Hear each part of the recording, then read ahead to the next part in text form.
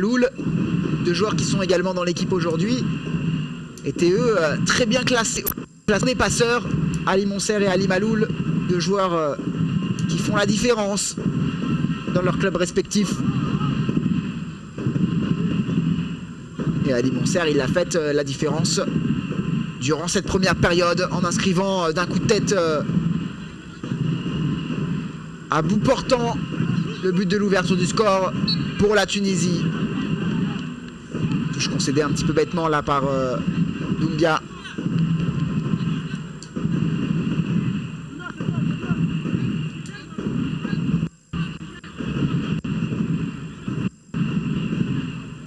Nakaishi, attaquant de l'Étoile du Sahel,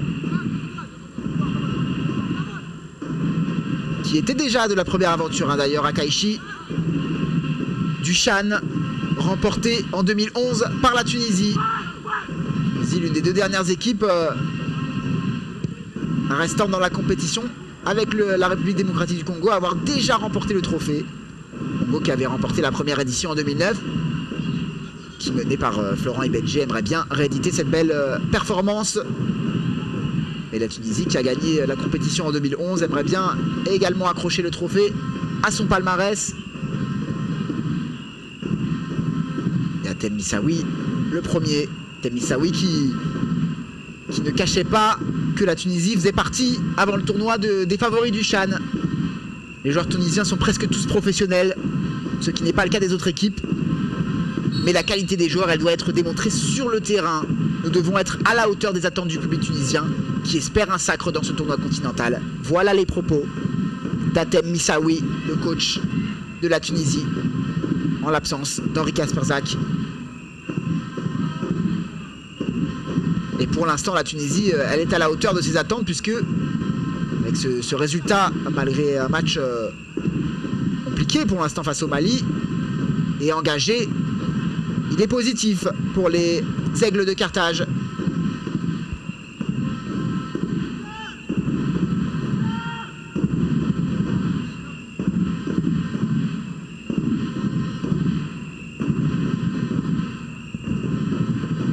Guir. Maintenant, dans les pieds de Marwan Tej. Maloul. Marwan Tej.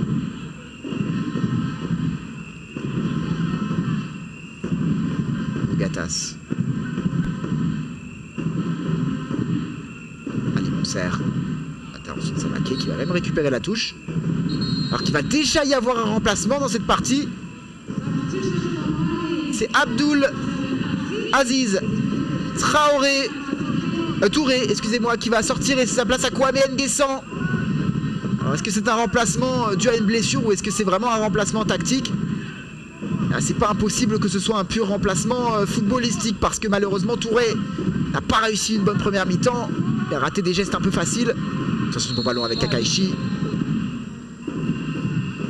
Touré qui est passé à côté pour l'instant de son match. Alors est-ce qu'il a quand même eu un problème physique qui a poussé Djibril Dramé à effectuer ce remplacement? En tout cas c'est dur hein. Remplacé juste avant la mi-temps.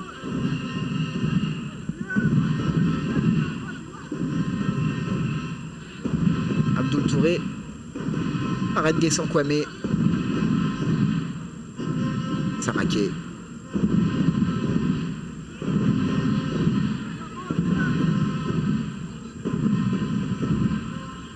Tiamza.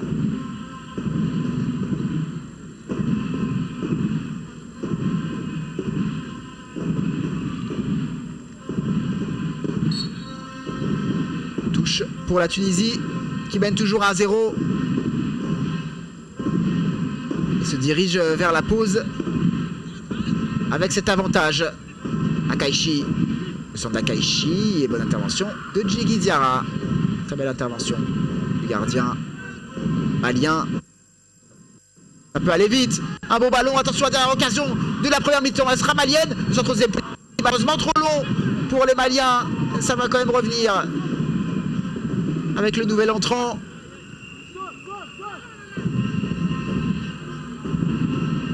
Nguessan Kwame.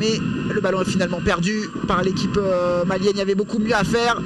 Les Tunisiens évidemment ne s'en plaindront pas. Kaishi On va les récupérer.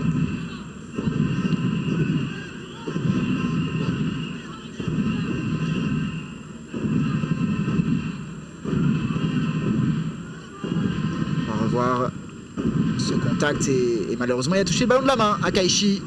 En effet. Tej.